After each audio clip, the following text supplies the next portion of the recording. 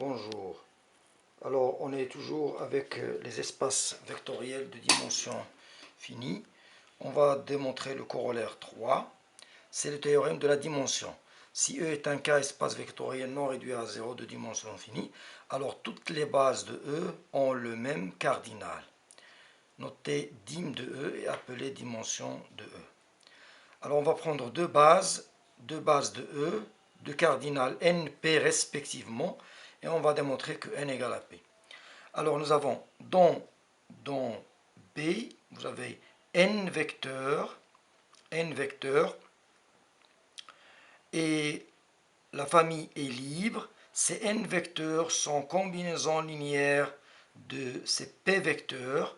Donc d'après le corollaire 2, nous aurons n inférieur ou égal à p. Voilà.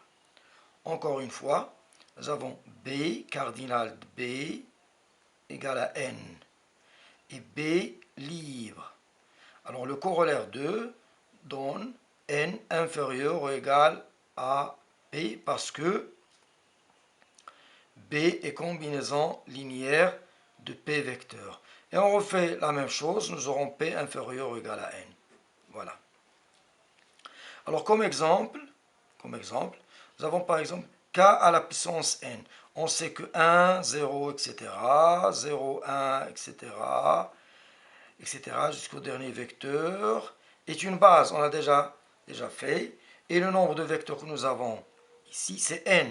Donc on en déduit que la dimension de K à la puissance N est égale à N. Un autre exemple, c'est Kn de X. On sait que xk, 0 inférieur ou égal à k inférieur ou égal à x, inférieur ou égal à n, comme ça, est une base de Kn de x. Et le cardinal de cette famille est n plus 1.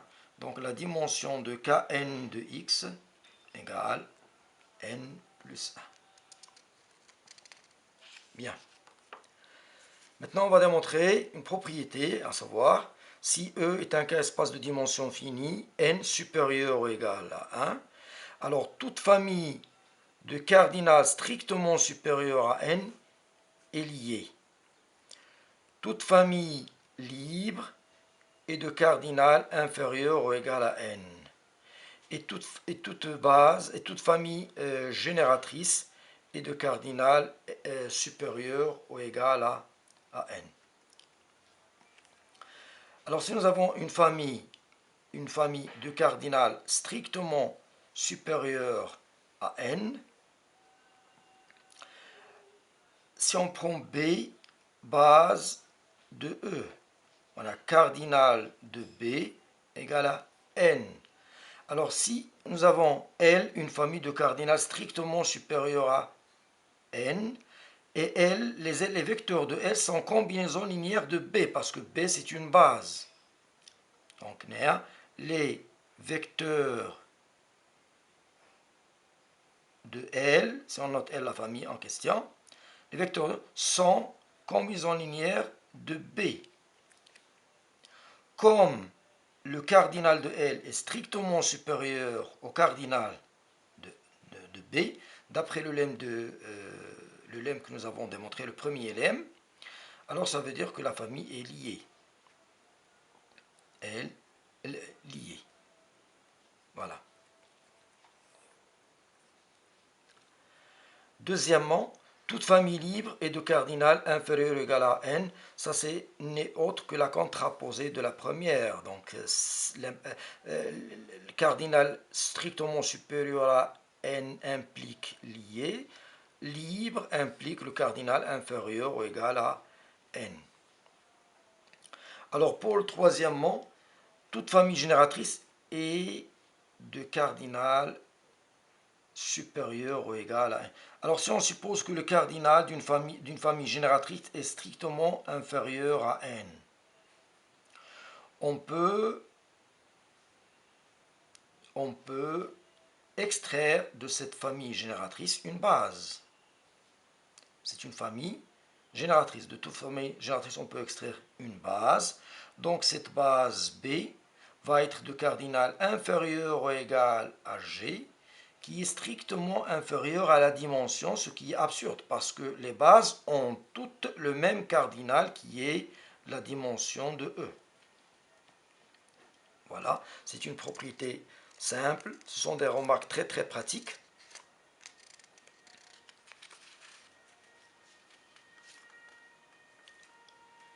Alors on va maintenant démontrer la propriété suivante. Soit E un K espace vectoriel de dimension n supérieur ou égal à 1 et L une famille de cardinal L. Maintenant, ce qu'on sait, c'est le cardinal. On sait ce qui est égal à n, qui est précisément la dimension de E. Alors, nous avons les équivalences L est libre, équivalent à L génératrice, équivalent à L une base. Alors, bien sûr, tout revient à démontrer cette équivalence. Parce que pour démontrer l'équivalence entre les trois, on démontre libre implique génératrice, implique base, et on revient, base implique. Alors on démontre libre implique génératrice. Et pour démontrer génératrice implique base, nous aurons à démontrer qu'il est libre, c'est-à-dire ça. Et puis après, base implique libre, c'est évident. Donc tout revient à démontrer cet équivalent. Donc libre, si la famille est libre, il faut démontrer qu'il est génératrice. Elle est libre. Je peux la compléter, théorème de la base complète, pour qu'elle soit une base. Mais cette base, elle est de cardinal n, parce que c'est la dimension. Et déjà n, elle est de cardinal n. Donc vous avez une partie inclue dans une autre, et ils ont deux ensembles inclus dans un, et ils ont même cardinal. Donc L égale à B. B génératrice, donc L est génératrice. Maintenant, l'autre sens, si G est génératrice, je peux en extraire une base. La base est de cardinal à la dimension n, et G, c'est L, pardon, alors c'est L, c'est toujours L. L, la famille L, est génératrice, on peut en extraire une base. La base, elle est de cardinal à la dimension n, et L, elle est de dimension, elle est de cardinal, pardon, n, donc on a B égale L. B est libre, donc L est aussi libre. Voilà.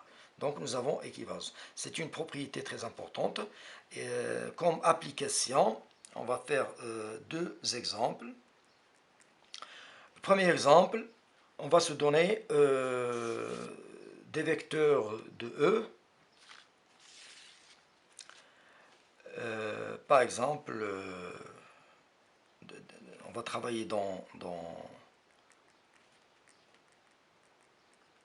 R3, 3 vecteurs, moins 1, 2, 1, de R3. La question des vecteurs de R3, montrer que c'est une base. Alors, la dimension de R3 égale à 3. Et nous avons 3 vecteurs. Donc, pour démontrer que c'est une base, je l'appelle B. Il suffit de montrer qu'il est libre. Donc, qu'est-ce qu'on fait? On prend tout simplement une combinaison linéaire. On va noter E1.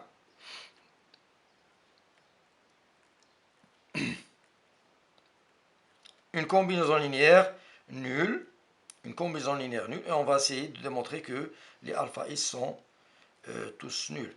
Alors, cette égalité nous conduit à un système alpha plus bêta, alpha 1 plus alpha 2 moins alpha 3 égale à 0. Alpha plus 2 alpha 2 plus 2 alpha 3 égale à 0. Moins alpha 1 plus 2 alpha 2 plus alpha 3 égale à 0, etc. C'est un système très simple à démontrer, donc à résoudre. Donc on va finalement arriver à le fait que les coefficients sont tous nuls, et donc la famille est libre. Nous n'aurons pas à démontrer qu'elle est génératrice, parce que le cardinal vaut la dimension. Donc c'est une base. Alors deuxième exemple, exemple 2. On va prendre dans Kn de x la famille de polynômes Pi, une famille de polynômes Pi, telle que le degré de Pi égale à i. Donc le degré de P0 c'est 0, c'est une constante non nulle, le degré de P1 c'est 1, etc. Le degré de Pn égale à n. Montrer que c'est la question c'est montrer que c'est une base.